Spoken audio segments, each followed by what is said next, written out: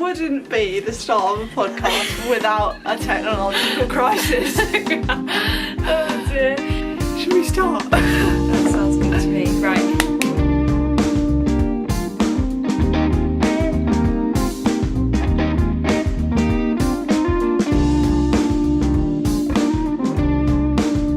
Hello everybody. Hello. Welcome to episode 5. Episode 5.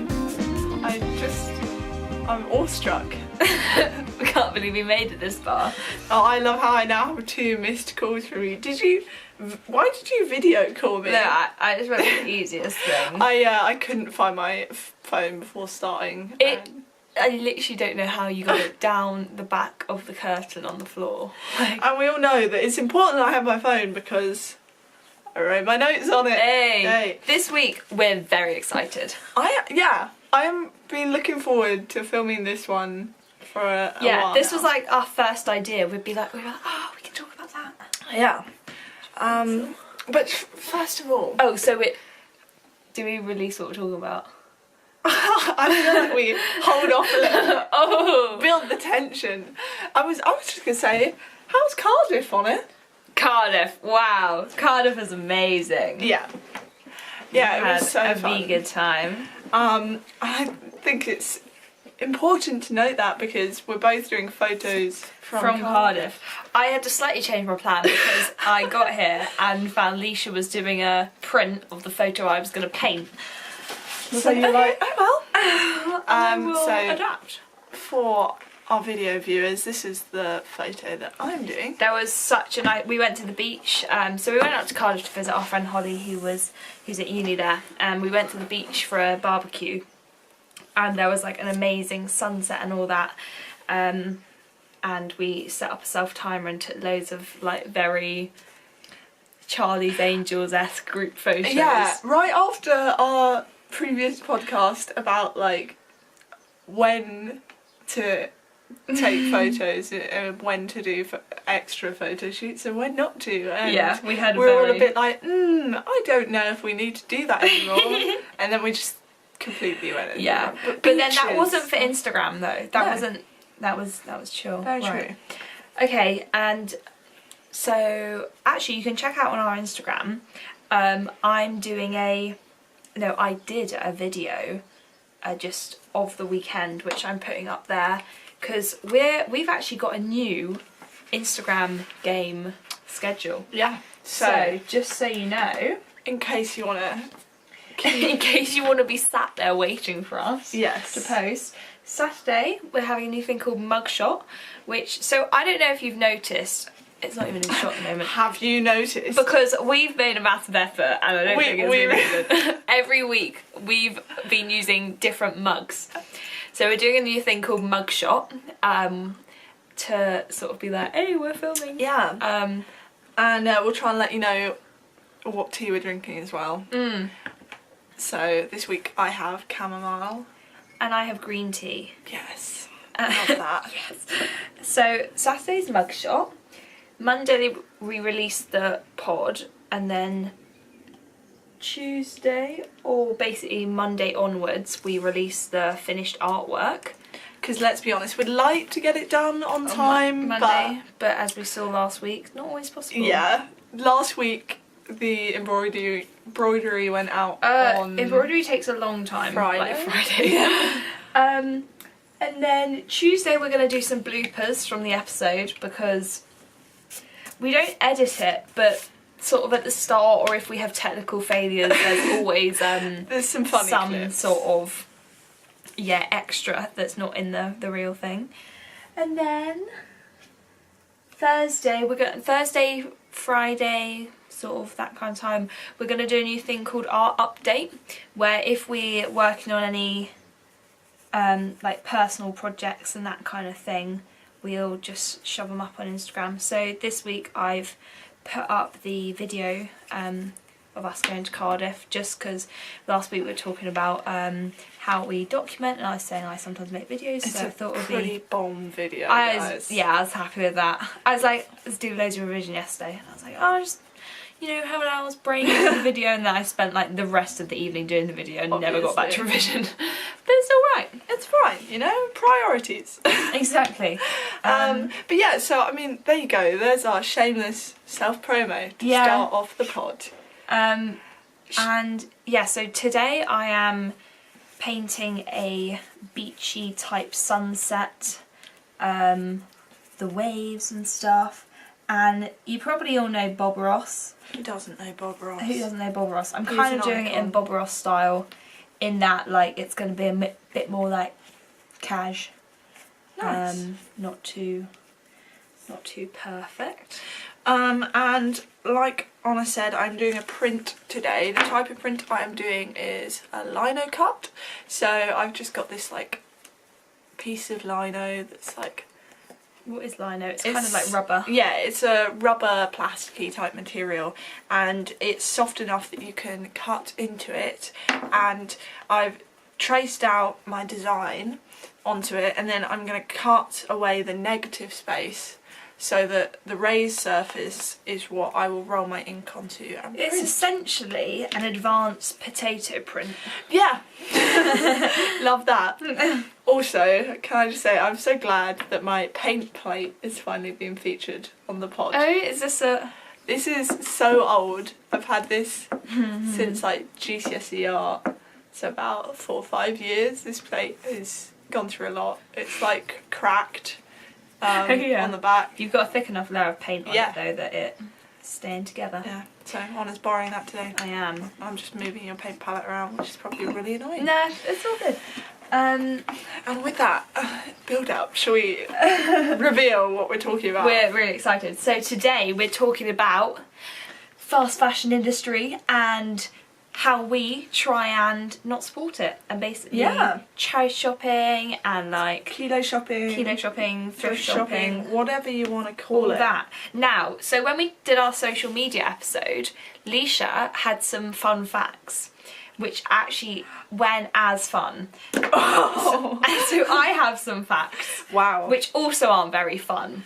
And I've got a massive amount, so I'm just gonna... surprise. I know. She's been doing her research, ladies. 3 minutes ago. Love that. There are quite a lot, so I'm gonna say a couple, then I'll disperse them throughout the episode, I think. Great. Because, yeah. I am well prepared. Right, okay. So, Greenpeace estimate that 20% of clothing isn't worn, which is pretty shocking. And in the USA, 2.5 million tonnes of clothes are sent to landfill every year, which is 30 times the weight of the Empire State Building. Oh my. Like every year. 60% of garment workers in India and Bangladesh have experienced harassment, verbal and physical abuse. And 1 times a US CEO worker's salary is the same as 16,000 Bangladeshi workers' salaries. Just terrible. There are tens of million people in slavery today, nearly half of which are children. So 40 million people are estimated to be enslaved, but obviously it's hard to get a exact figure. So 50% of these slaves are in labour slavery, for example, manufacturing. So it's not a good industry. No, it's not good. I think the fashion industry is one of the largest contributors to global waste. Yeah. And I mean, those facts just give you an idea of it. Realise. Do you know what I mean? I mean, you think that it must be like power plants or like food industry, but I think fashion tops all of those. Yeah, it's massive. Which is shocking.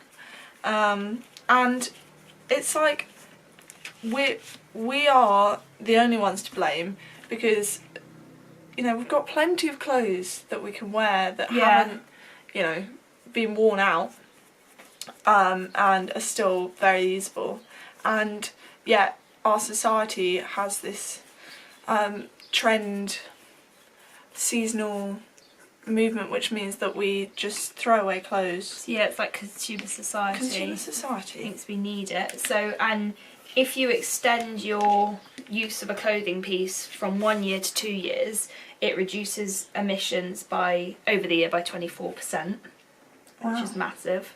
And on average, it takes 7,000 litres of water to produce a pair of jeans, which is the amount of water you drink in 5 to 6 years. So that's ridiculous. Yeah. So you have a couple of questions, don't you? Yes. On how we're trying to, and this isn't saying like we're perfect in any way. No. We're just really trying hard to not support particularly unethical brands, and shopping in other ways and having different habits that mean we're not as big consumers. You've sort of answered one of my first questions, which was going to be, why do you choose charity shops over normal shops? Which, one of the reasons is obviously because we're trying not to support this fast fashion, consumeristic way of going about buying your clothes and wearing your clothes. And also the ethical reasons behind it, you know, how poorly the workers are treated. But charity shops as well, it's in the name, you're giving to charity. Yeah, exactly. And that is a great thing. So you know that you're helping people, or in the case of one of my favourite charity shops, Dogs Trust. Oh, yeah. Godalming Dogs Trust. Oh. Wow. So just to clarify, so there are probably that we use charity shops, kilo sales, then there's thrift shops. That's pretty much what you have in UK. So charity shops are, as it says, individual charities. People donate clothes to them and they sell them on, so the money goes directly to the charity shop. Thrift shops, I assume, are owned by companies. Yeah, they are more like vintage, or like it doesn't even have to be vintage, but it's where a company has acquired second-hand clothing. Yeah, so the company might buy it in bulk. Yeah. And then sell it on. So they're obviously still much better than buying straight from shops, but the money doesn't go to charity. So yeah, and a lot of these places that like thrift shops, they try and make it so it is sort of sometimes following a trend. So a lot of vintage things, it's like, you know, 90s clothes is really in at the moment, so there'll be a lot of like that coming back into the thrift stores. So it's like thrift stores are almost a bridge between charity shops and normal stores. And then there's kilo sales, which are essentially thrift stores, except they're often pop-ups, so they'll be in one place for a day and they bring a massive amount of stock and you buy it in kilos. So they're often like £15 for a kilo. So it's you a lot go cheaper. And it can be a lot cheaper Sometimes. if you're buying like sort of Hawaiian shirts, like t-shirts, that kind of thing. But then if you're, you know, getting a big set of dungarees, that's actually more expensive because it weighs a lot. So you've kind of got to be mindful of that. But before we like delve too deep into all of that, we'll get carried away easily. I wanted to ask, like, when did you first really start getting into charity shops, or start being mindful of the way you were shopping? So, because I feel like we all grow up and your parents just take you to a certain set of shops and it's like, go buy the clothes you need. Yeah, good. Exactly. And I know, like, for me, it was just like, you know, the cheapest clothes you could get. It's got to be affordable and easy. You know, you can take the family. Yeah, it wasn't even that it was like we've got to get the cheapest. It was more just that nobody was really aware of it a couple of years back, I'd say. So yeah, it just wasn't something that was on our agenda. It was like, oh well, you need this. Well, obviously go here, and it's like. But now, actually, like thinking about it, I think for me, so I went vegetarian in, I don't even know, like 3.5 years ago. Wow. So it's been quite a while now. So it was then that I started researching really into many like environmental issues. It kind of like opens a can of worms. Yeah. Well, can of beans. So it was probably then that I first started learning about it, and I don't know, because I reckon sort of year 10, year 11 I would sort of go to charity shops, and then as well as going to like Guildford, or which is the place near us. I think, is it fair to say, because like I think when I started college, I really started like just heading to charity shops because they were so close to my college. Yeah, so they're like 10 minutes away, Yeah. and we're really lucky in Godalming, we have tons. Like, there's about 13 charity shops in the high street. Yeah, you've got Phyllis Tuckwell, Dogs Trust, Bernardo's, like British Heart Foundation, Oxfam, whatever you want. And it was just easier to like just walk into town rather than going to like one of the bigger towns like Guildford, which is near us, to buy clothes.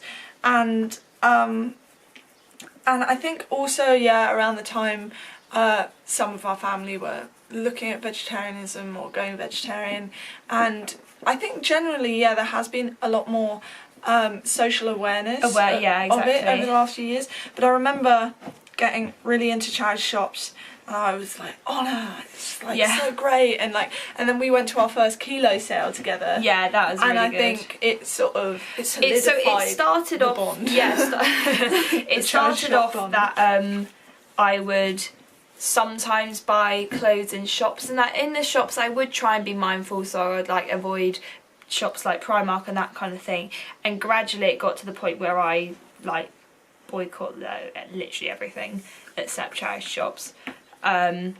So it doesn't have to start off that it's like you may not buy anything that's new, but just for me it's like it's gone there. And obviously like there's a whole range of ways to go about it. Like some people will pretty much buy like everything from charity shops and thrift shops. Yeah. Some people feel a little uncomfortable with like say shoes being secondhand. I mean, I have no problem with it. Yeah, but, like, okay, yeah. But you know, so people have different opinions on that in general. But I think it's nice to just like dip your toe in the water and try it out and see. And saying that, I would buy stuff new if it were from an ethically good place. Yeah. But a lot of the time I can't afford it. It's just too expensive. Exactly. So are there any things that you won't buy from charity shops or secondhand? I feel like a little bit uncomfortable about sometimes swimsuits. Swimsuits like I wouldn't buy. Underwear. Swimsuits and underwear, I wouldn't buy secondhand. See, but pretty much, I feel like if it were, say, in a charity shop and it was maybe still in its packet or like still with a label on, I'd consider it, but I don't know. Yeah. Like, probably not.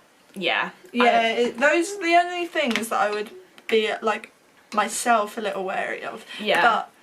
But so if I basically bought 2 bikinis recently that I know I'll sort of they're not like super on trend, will go off trend sort of styles. They're like long lasting, and I'm kind of like, okay, I'm set for a good while, because for a long time like swimsuits I'd have to buy a new set every year because I grow, so it was really annoying. But now like I'm like, fingers crossed this will last me a while, and then unless Alicia dyes it green. Yeah, that's true. I got a bikini last year, and the thing was, it was a separate piece. So it was a purple top and white bottoms, and white swimsuit bottoms just don't work because they were getting dyed by the chlorine. And anyway, and then they went through Leisha's wash and she had a green skirt in them, so then the bottoms went green, which they're actually a lovely colour, had both the top and the bottom being green, that colour, but now I have a green top, no, a green bottom and a purple top, which is obviously not they're gonna obviously work. like clashing colours, so that was never gonna work. So this year I'm aiming to not let my swimsuits go near Alicia. To be fair, I didn't even mind. Like you were washing it for me, and like I say, the white bottoms I don't think I would do again, just because they were already like discolouring. Yeah. So again, we've sort of touched on it, but what? So it's like what? Yeah. Last thing. Yes. Go. Why I like charity shop. Oh, that wasn't the question, so it was carry on. why do you choose to charity shop? Yeah, charity shop. One thing that I hate is when you like get a new piece of clothing and you're like, oh, this is so great, and then you like see someone else in it. Like that is like the worst thing ever. Yeah. And with charity shopping, never happens. Honestly. You know your thing is unique. Unless it's like it's still got the tags on it and you know someone's literally taken it from the shop to the charity shop. Like there is such a minuscule probability that you're going to see someone wearing the same so unlikely. And you know, if you want to like be a trendsetter, not a trend follower, then like of course you don't want to be wearing what everyone else is wearing. So there you go. Also with charity shopping, I really like sort of adapting clothes. So like embroidering embroidering on them, that kind of thing. And if it's like a pair of jeans that cost you 50 quid or like even like 30 quid, you don't want to do a bit of embroidery in case it goes wrong. But like with charity shopping, it's kind of like, well, these were £4. Like it's not the end of the world if it goes badly. Exactly. Yeah, I really wish I had more time to do those sorts of things. Yeah, I don't at the moment. But yeah. But you do that with a lot of like clothing. So I tend to give Honor like first grabs at any clothing I'm giving away. And the other day I gave her a big bag. She's not bitter. She's not bitter. I'm not bitter. Maybe a little bit bitter. And I'd got these mum jeans on Depop, but they weren't a very flattering cut. So I was like, just put them in the bag. Not expecting Honor to like keep them. Not only does she keep them, but she cut them into shorts, and now they look really cute. And I'm not gonna lie. You better breathe in and let go, because these are my new shorts. I'm gonna wear them also because I love them. Oh gosh, yeah. No, I need to have a little time to vent about it. And now I've like let the world know off your chest. And I can move on. Okay, great. We're all ready for that. But it also makes me want to go and buy my own pair of jeans and then go and cut them into shorts. Because one of the things I was going to ask is, what's most difficult to find in charity shops? Ooh. Because I feel like it's so easy to just like buy tops and things, like t-shirts and things. Yeah. You can, like, not even just in charity shops, but I think you get so used to being like, oh, I know how to spice up an outfit, I'll just buy a different like top or this, that, yeah. I find I find like shorts or like shorts are very difficult because jeans can be kind of difficult. I see kilo sales are amazing for jeans in my opinion, because we both sort of go for like a looser like high-waisted mum style jean, which is, as we said, the sort of kilo sale thrift shops, they know what's on trend, so they'll especially have in like 50 pairs just on the racks of this style of jeans, so that's a bit easier. But in charity shops, this is why it's harder, because things with shorts, we've got like the shorts in at the moment from like 2010, which are like literally non-existent. They're so low cut, and they're so short, I'm not comfortable wearing those. A, they're actually physically very uncomfortable, and B, I'm like, I wouldn't be seen dead in these. So I feel like it's really good to try out kilo sales and charity shops if you have the chance, because then you can sort of look for different things. So I'd say in charity shops, shorts are really difficult, and kilo sales like decent t-shirts are quite hard to find, because a lot of it is like sports t-shirts, Yeah, that kind which of thing. I mean, I guess it's down to personal preference, but I don't tend to wear very many like graphic t-shirts, and obviously that's and a lot of I don't really sports wear ones are, like, brands, sports slogans like, and brands and things. Some I feel like so positives and negatives of charity shops, like, and kilo sales. Kilo sales, a lot of the time it is sort of brand focused, so it would be like kind of a lame jumper, but it will have like an old style Adidas label on it, and then suddenly it's amazing, which I don't know, I'm like not a big fan of. But Saying that, I do have a big red jumper that has like I think it's some sort of basketball slogan on it. this is the But thing. there are some the kilo exceptions, sales, okay? they're like the American uni jumpers. Like, There's no so hate, 'cause many I have American one. uni jumpers, But yeah. nonetheless. No, it was the colour that really drew me in, and then my family would be like, "Oh, so you like basketball now, do you, Alicia?" You're I'm like, shut up. That's like the Stop new, it. do you know you've got rips in your jeans? It's like, are you doing sport now? yeah, that's the one. Oh my gosh, do you know you have rips in your jeans? That was a moment. I don't really tend to wear ripped jeans anymore. You went through a massive ripped jeans I really phase. did. I went through the like stylized ripped jeans to they've just like ripped so much that do we really call them Leisha jeans gave anymore? me a pair of jeans that she'd put her foot through both of the rips, so literally gosh. my entire leg was on show, and I was like, Maybe I think not. I wore them once and realised I could not pull it off. Yeah, I think I got rid of them just because it was getting a bit chilly to wear them. yeah, fair. Typical. But yeah, so I wanted to like ask, because we don't really talk about thrift shops like me and you that much. No, I wanted to know what quite your a big American experience. thing, isn't it? As far as I know, in America you don't have charity shops, or like they're not I think the you big have like thing. Goodwill. Was Isn't that like- a charity shop? I thought that was just a thrift shop. Oh, maybe I've thrift got shop. no idea. Like, Somebody fill me in. I don't know. as far as we know, yeah, So thrift shops, the money doesn't go to charity. The good thing about thrift shops is they're they're usually a lot bigger.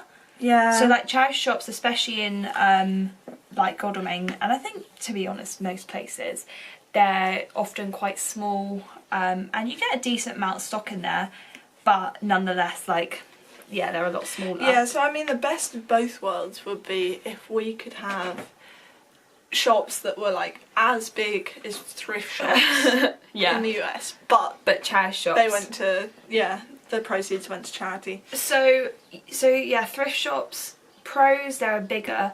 Cons, they're really expensive. Yeah, I think, again, then it's like, you've also got the difference of if it's thrift shops where it's like just sort of bulk bought items or like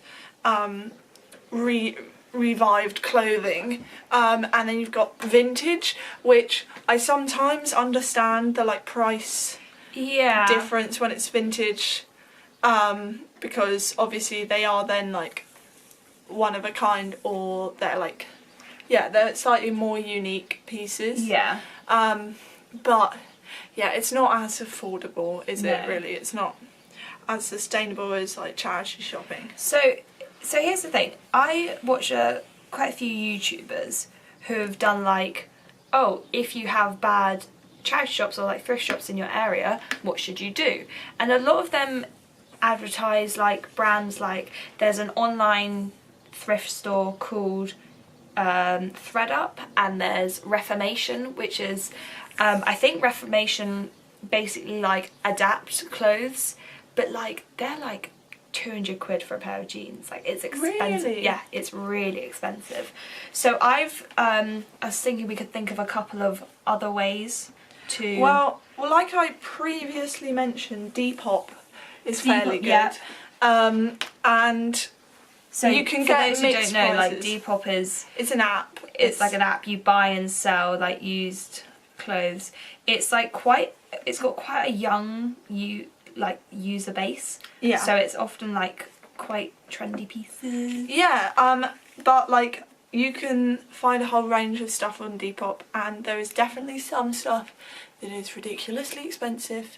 And the thing is, the more popular these apps sort of become, the more like you'll get like little boutique-y brands that will like sneak on there and then try and sell stuff for really high prices. But there are definitely just, you know, it's a lot of people our age just selling like clothes that they don't want which anymore. I think is really good. Yeah, I'd say just shop smart and like know when that's like an old jumper that someone's charging you 50 quid for and not like a special piece in a way. Yeah. One of the things that I found really interesting is that my friend took me to this place called the East End Thrift Store up in London the other day, and it is actually sort of done in the style of a Kilo sale, but like as the store set up. So there's one section that is like set pricing, which is a little bit more pricey, but then you've got the other half of the shop, which is like a bag for £10 or a bag for 20. And I'd say, granted, the bags are slightly smaller than you get at Kilo sales, but overall, if you know how to roll your clothes, it's very cheap. And it was really interesting to see what sort of stuff they have in there, because they have all of those, like, and I think this is true of Kilo shops as well. You see people who are like going and just buying up so much stock at these Kilo sales, and they're all like getting these like lightweight flowy shirts and stuff, which people then go and sell online. Oh really? For ridiculous amounts of money, so you got to be like careful about that. So sometimes it's not like we go to these Kilo things that often. No. But sometimes we've made the effort, to go down to Brighton for one, because you can then get quite a nice whole load of stuff. Yeah. It's a fun ages. day out. So I'd say if you don't have like good things in your local area, like if you're ever going up to London, like maybe just you can visit a couple of thrift stores and stuff, and always like if you're going to a new place, be on the lookout for charity shops. Yeah. And also the Kilo sales tour. There are a couple of companies that do stuff in the UK, and they do tour around. Yeah, and they're all on Facebook, so you can like follow them and see when they're next going to be like, closest to you. So that's always really useful. But yeah, I think also one good thing to do if you're not like, if you don't have amazing charity shops or thrift shops, is if you have like a friendship group where you know, or you have friends that you know you have like similar taste in clothing, is do clothes swaps. Literally. Or like hand-me-downs, because you don't have to be related to someone to do it. I mean, I give my clothes to Honor mainly because, yes, we're cousins, and we've kind of always done that because Leisha's obviously 1.5 years older, so it always made sense to hand clothes down, but now it's less like handing down and just like swapping. Yeah. So things me and my friends do is like every time we have a sort through of our wardrobe, and a lot of the time I looked up some statistics, and it was like basically only about 12% of clothes we get rid of we're getting rid of them because they're past their best and they can't really be worn anymore. Like most of the time it's like we don't like them anymore, like they don't fit us anymore. So just because they don't fit you or you don't like the style doesn't mean no one else will. So yeah, and then often what I say is like, once you've had a look at them, and often your mum has a look at them, it's like pass them on to Holly, or like so if your friends want, so funny you because think they'd like any. So your mum passed you a bag of clothes, you had a look through, took some, passed them to us. So it ends up that like one of my closest friends from college is wearing your mum's jeans. It's so funny. That's hilarious. I didn't even know that. Yeah, that's great. Yeah, Daphne has like my auntie's jeans, and it's just so funny because I know like she loves them now, and they're like exactly what she was looking for, but like Auntie Lisa like didn't like them anymore, and they won't write her anymore. but yeah, just because they're not right for you doesn't mean they're not right for anyone else. And also that can seem a bit like, oh, I don't want to give anyone else my clothes. So another way of doing that, and sometimes you might not actually have any clothes to get rid of, is do like a temporary swap. This is what me and my friends do quite a lot, where it's like, if it's more of a statement piece, because like obviously jeans and stuff you can wear, you know, every day, but some things it's like, oh well, I've you can't wear like every single day, so just like let people borrow your stuff. So I'll be like, oh, can I borrow that you know, that skirt, I'm going up to London, and that kind of thing. I've done that quite a lot. Yeah, and I mean it's like I think for my birthday, like, you came over and didn't really know what you were going to wear, and you were like, oh, can I just have a quick look through?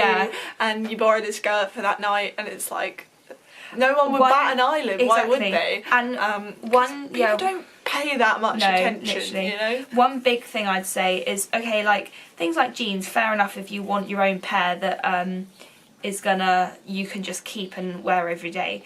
But for, like, special occasions, it's like, I've recently got a couple of, like, I've got one nice dress that I can wear to a really special occasion. I got that from the charity shop. But a lot of the time it's like, I'm only really going to wear this once or twice. Like, why do I need to buy it new myself? So a lot of the time I'll borrow a skirt for a party or a meal out or something. Yeah. Just because it's unnecessary to buy on your own. Yeah, definitely. And similarly to Depop, again, if you don't have great charity shops in your area, eBay is a really good thing. eBay, I always forget about eBay, but like, it is really good. And I don't use really Depop or eBay just because we have good charity shops. But yeah, we're quite lucky. Yeah. I also hear that like ASOS has ASOS Marketplace, which I think is in the sort of mediary area of like pricing, so it's not the cheapest, but it's not the most expensive I've seen. Okay. So, but also it's going to be a little bit more trendy. So, if that's important to you, then ASOS Marketplace might be a good place to check out. Yeah. And I think also one of the really important things about this is like mindful shopping. Yes. Yeah. And we're not talking like capsule wardrobes, because you had a look at that and I sort of decided it wasn't for you. See, here's the thing. Capsule wardrobes, which is the idea that you have more high quality clothing that lasts you a long time, and that is basically like wearable with a lot of things. So instead of having like one fluffy pink jumper with loads of sequins on that essentially you can like wear once a month, else people will really notice. You have like a blue jumper or something, basically just things that you can mix and match with. So it's not, so when you're shopping, think like, oh, like what can I wear this with? Because if you can't wear it with, you know, skirt, jeans or shorts or something multiple, if you can't wear it multiple ways, like maybe think about if you should get it or not. And I think that's an okay mindset, but like sometimes people find the idea of a capsule wardrobe where you have a certain number of pieces that you're allowed quite restrictive. And also I have a point with sorry, capsule wardrobes are supposed to be 60 pieces. I don't reckon too many of us will have more than that. Like 60 pieces is a lot if you think about it. So there's this whole idea. I think it's the thing is you see a lot of YouTubers or influencers sort of being like, oh yeah, I'm starting a capsule wardrobe, and I'm like, well, you probably have, or some of them probably have more clothing just because of their lifestyle. And stuff. So I don't know. It really depends. If it works for you, it works for you. Yeah. But and also some people are like, oh well, I can't right now afford to, you know, start investing, although I'd love to start investing in more long wearing pieces, I just don't have the money for it, because unfortunately these things can be more expensive. But then it's like, if you're buying stuff from charity shops or second-hand online shops or It's swapping a lot clothes, cheaper. it's a lot cheaper, but you're still reusing stuff that's already out there. Exactly. But yeah, because for me, like, I was really shocked. I was just going into a couple of shops recently. I think I had a few vouchers that I knew I needed to spend. But it was like, yeah, a skirt was like 30 quid. And like in a charity shop, if something's more than £4, I'm like, okay, I don't know this if I better can be good. make it. Yeah. I know. I mean, we did go into a couple of charity shops while we were down in Cardiff, and I managed to buy like the most expensive thing in the shop because it was vintage. So it was like 20 quid, and I would normally never ever spend that much in a charity shop. That is like absurd. But most people would be like, yeah, you spent 20 quid on a dress. That's pretty normal. And I'm like, no, I'm like, absolutely not. no, it's got to be like 6 quid. Yeah, but like, ooh, getting a bit pricey here. But yeah, it's one thing I would say about shopping for lasting things. You think like going to Topshop and spending like £40 on a pair of jeans, it's like, oh, they'll last longer, it's more expensive. No. A lot of the time that's a load of rubbish. Like, this ties in, one of your questions is the best item you've ever bought, isn't it? From a charity shop or secondhand, basically. And I'd say probably mine is... Oh, actually, I've got 3.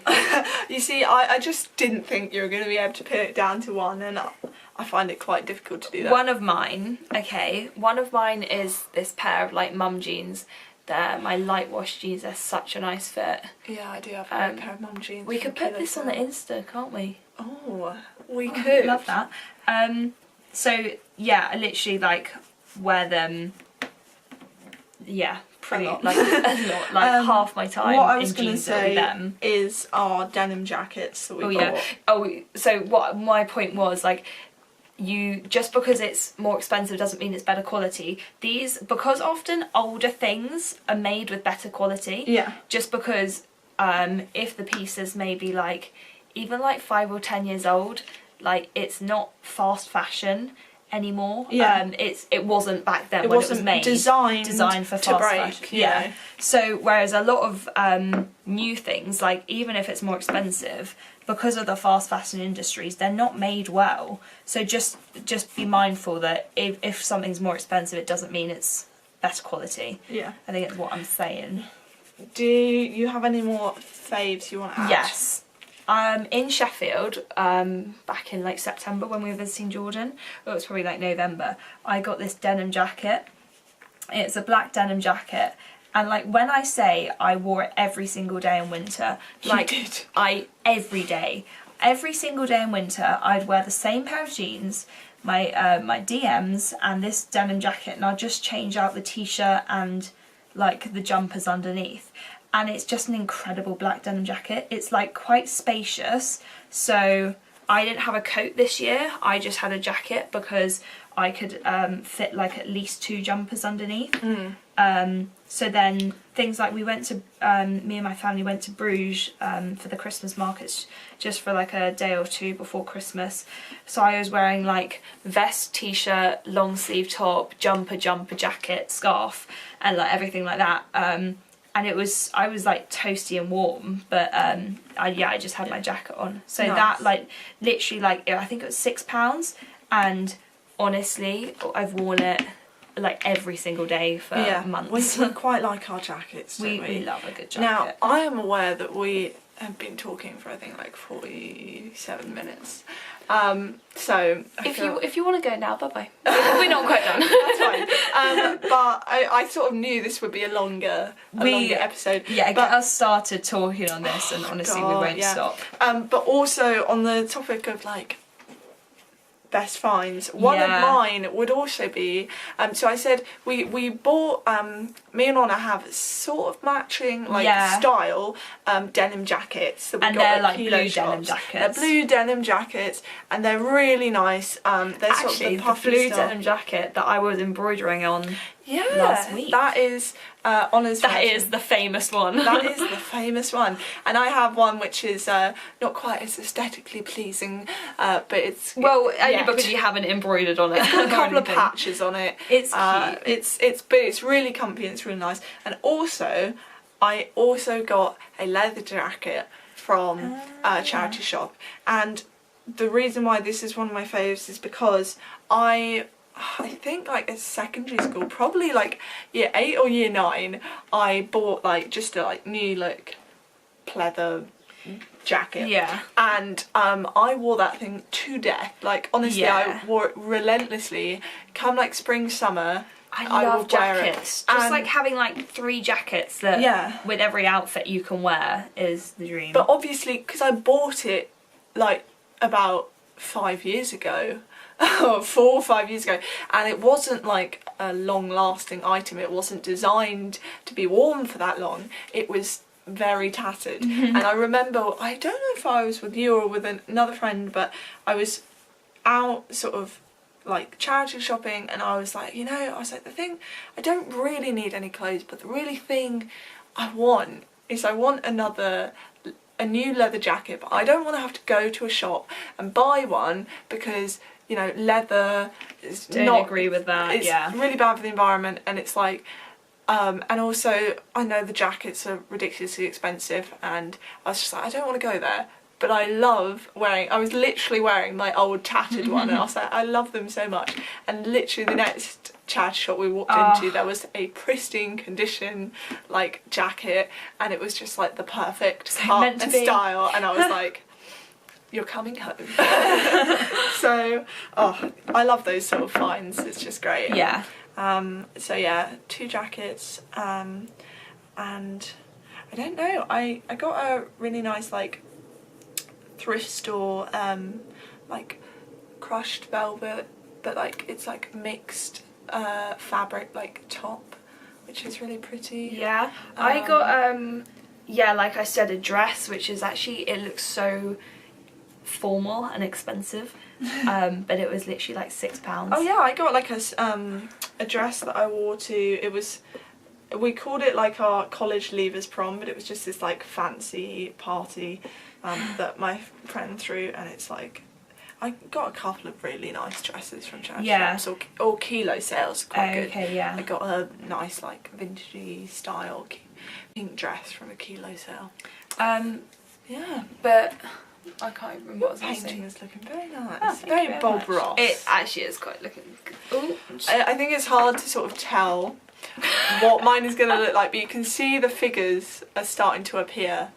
I feel like at least every week, like, one of us does something that's satisfying to watch, and often the other one just does like something that looks really random. Yeah, but I think what I'll do is I'll maybe put a photo of the finished lino cut, and then also The finished actual thing. and then the finished print. But I think we're hoping to do like an Instagram post at some point in the week where we do a little like in the life of what we're up to. That's kind and of like might, the art update. I might do an art update on this particular project, because I think it's something where you might like to see the more than just the cutting out process.